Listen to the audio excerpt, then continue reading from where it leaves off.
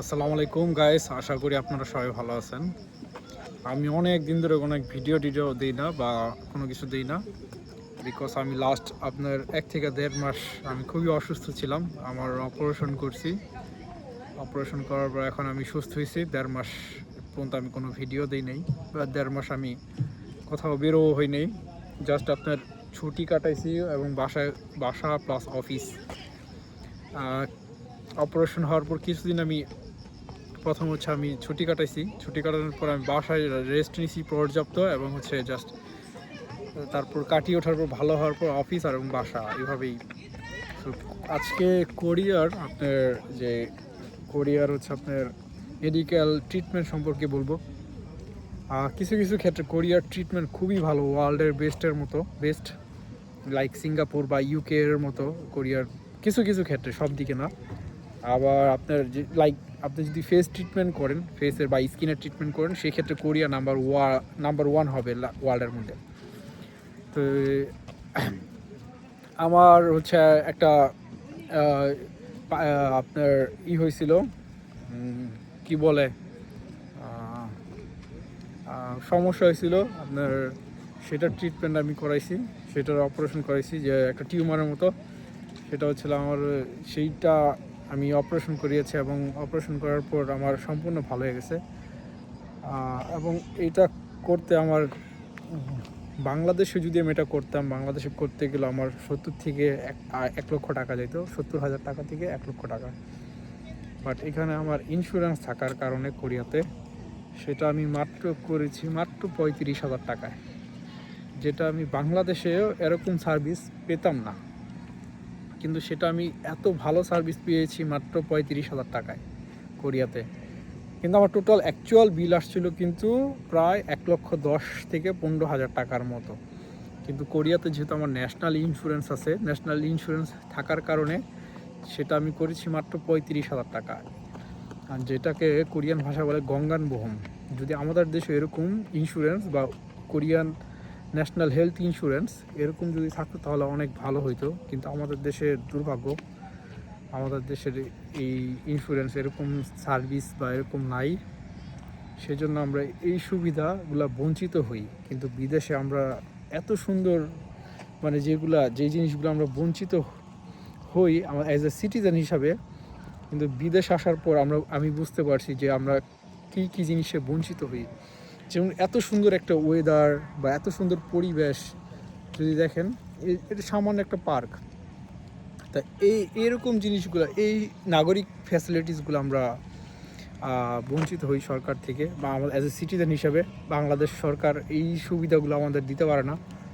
Plus হচ্ছে আপনার নিরাপত্তা, চিকিৎসা, এই মানে মানুষ যখন তখন বাংলাদেশে কিন্তু মেরে ফেলতেছে, সেটা জানের নিরাপত্তা দিতে পারে না গভর্নমেন্ট। অথচ বিদেশে আমরা এই ফ্যাসিলিটিসগুলো, মানে অ্যাজ এ বিদেশি নাগরিক হিসেবে কিন্তু আমরা এই ফ্যাসিলিটিসগুলো পেয়ে থাকি।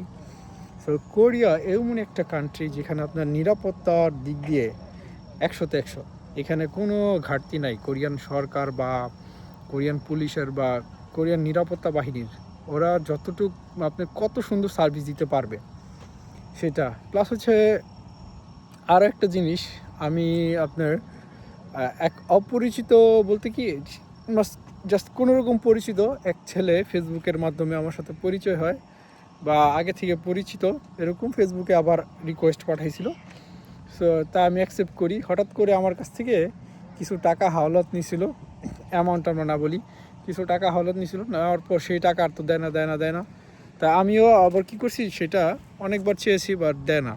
তা আমার কাছে তার কোনো রেসিডেন্ট নাম্বার বা কোনো কিছু ছিল না, কিন্তু তার ফেসবুকের প্রত্যেকটা আমি যে তার টাকা হাওলাত দিছি প্রত্যেকটা প্রমাণই আমি স্ক্রিনশট, এবং তার যে কোরিয়ান ব্যাংকে আমি টাকা হাওলাত দিছিলাম সেই অ্যাকাউন্টের হচ্ছে ট্রানজ্যাকশন হিস্টোরি আমি ব্যাংক থেকে যে কালেক্ট করে, আমি আপনার সবচেয়ে বড় পুলিশ স্টেশন প্রত্যেক মানে শহরে থাকে, সেই পুলিশ স্টেশনে যে ওইখানে যে মিলনশীল থাকে বা রিপোর্ট সেন্টার বা মিলনশীল কী বলে আপনার সার্ভিস সেন্টার, ওইখানে যেয়ে আমি একটা সুন্দর করে রিপোর্ট লিখে ওটা জমা দিয়ে দিই। এটা জমা দেওয়ার পর সেই পুলিশ ওই দিন যাওয়ার পর একদিন পরে ইনভেস্টিগেশন শুরু করে দেয়। ইনভেস্টিগেশন শুরু করার পরই আমাকে একদিন পর ফোন দেয়, ফোন দেওয়ার পরই হচ্ছে বলে যে আমার এই টাকা কোনো আমার চিন্তা করতে না, যেটা আমাকে 2 সপ্তাহের মধ্যে উঠাইয়া দিবে।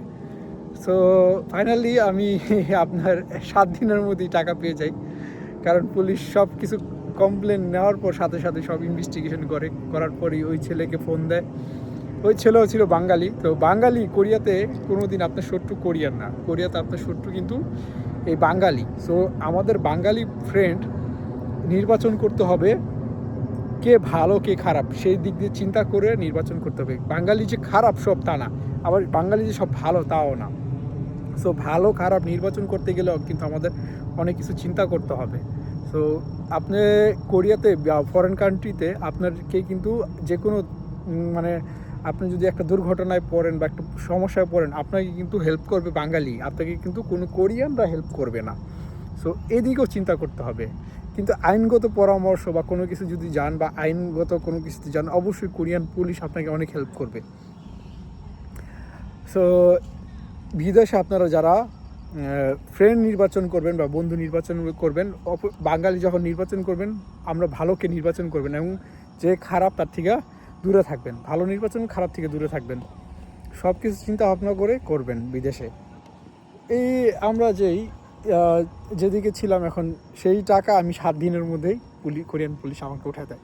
সো এই ফ্যাসিলিটিসগুলা, এখন কী জন্য এই ঘটনাগুলো বললাম, যদি এটা বাংলাদেশে হইতো, এই সামান্য কিছু টাকার জন্য আমি বাংলাদেশের জীবন আপনি উঠাইতে পারতেন না, কিন্তু কোরিয়াতে আপনি এটা ইজিলি আমি উঠাই ফেলেছি। জাস্ট কোরিয়ান পুলিশ 7 দিনের মধ্যে আমাকে এটা উঠাই দিছে। সো এই ফ্যাসিলিটিসগুলো আমরা অ্যাজ এ সিটিজেন হিসাবে, নাগরিক হিসাবে কত মানে সুবিধা আমরা পাই না, বা বঞ্চিত নাগরিক হিসাবে। মানে এত সুন্দর যে বাতাস, এত সুন্দর পরিবেশ, এগুলো থেকে কিন্তু আপনি যখন বাংলাদেশ থেকে আপনি অন্য ফরেন কান্ট্রিতে আসবেন, এই অ্যাজ এ ফরেনার হিসাবে আপনি সকল সুবিধা ভোগ করতে পারবেন অ্যাজ এ নাগরিক হিসাবের মতো। কিন্তু যদি আপনি কি বলে আপনি আমি এখানে কিন্তু আমরা একটা আমি ফরেনার নাগরিক, তো ফরেনার নাগরিক হিসাবে কিন্তু আমি এই সুবিধাগুলো ভোগ করতেছি। কিন্তু যদি আমি